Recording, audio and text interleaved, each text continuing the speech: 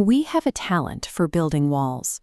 When faced with the harsh, inevitable realities of life, pain, decay, and loss, we naturally construct comfortable, isolated bubbles to keep those truths at bay. Over 2.5 millennia ago in northern India, Prince Siddhartha Gautama lived in the ultimate bubble. He was born into royalty and surrounded by luxury designed to satisfy every desire. His father went to extraordinary lengths to maintain this illusion.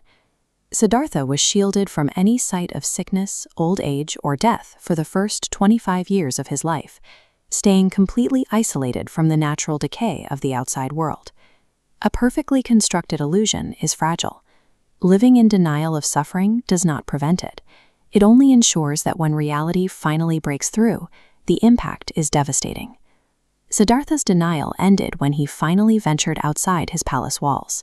On a single trip, he encountered what are known as the four sights: a man ravaged by disease, an elderly man bent with age, a funeral procession, and a monk begging for alms.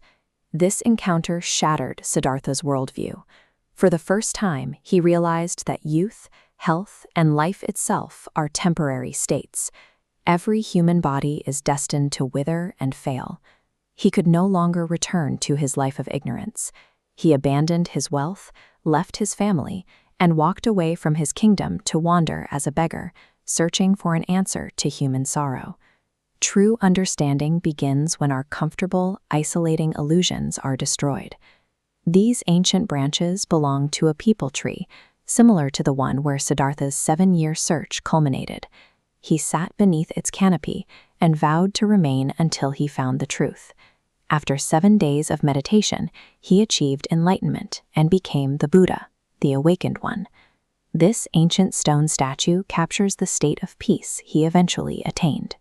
The Buddha began to share his insights, eventually meeting an ordinary mother named Kisa Gotami, who was trapped in a tragedy of her own.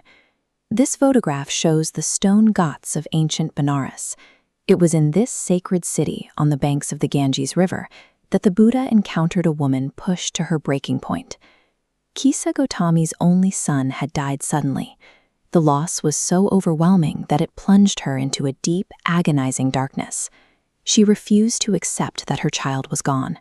She carried his lifeless body from door to door throughout the city, begging her neighbors for a medicine that could bring him back to life. In the face of irreversible trauma, people often scramble for control.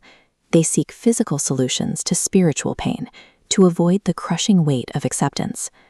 A villager, moved by her distress, directed her toward the Buddha. He suggested that if any physician possessed a cure, it would be the man known as Sakyamuni. Kisa Gotami collapsed at the Buddha's feet and pleaded for the medicine that would restore her boy. The Buddha agreed to help. He told her he needed just one simple thing to begin: a handful of ordinary mustard seeds. By offering a tangible task, the Buddha gave Kisa a focus for her panic. This provided a temporary path forward that calmed her immediate distress, allowing her to take the first step in a much deeper journey. As Kisa turned to leave, the Buddha added a condition: the seeds must come from a house that had never known death.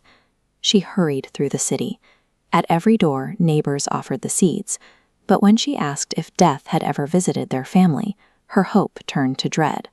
The villagers reminded her that while the living are few, the dead are many. She could not find a single home that had not been touched by the loss of a loved one. The task pulled Kisa out of her own isolation. By moving from house to house, she was forced to witness that her suffering was shared by every member of her community. Exhausted, Kisa Gotami sat by the road as night fell over Benares. She watched the city lights flicker and eventually burn out, leaving the world in darkness. This diagram illustrates the metaphor Kisa realized. Human lives are exactly like those city lights. They flare up, burn for a brief moment, and are inevitably extinguished. She saw that her grief had been a form of self-isolation. She had acted as though she were the only person death had targeted, ignoring the reality that mortality claims everyone. Recognizing the universality of death is a painful first step toward releasing the suffocating grip of personal tragedy. Kisa Gotami laid her son to rest and returned to the Buddha. She was no longer a mother seeking magic, but a student ready to accept the truth of existence. The Buddha explained that life is brief, troubled, and bound to pain. Just as clay vessels eventually break, or ripe fruit eventually falls, every being must meet its end. He taught that grieving cannot save the dead.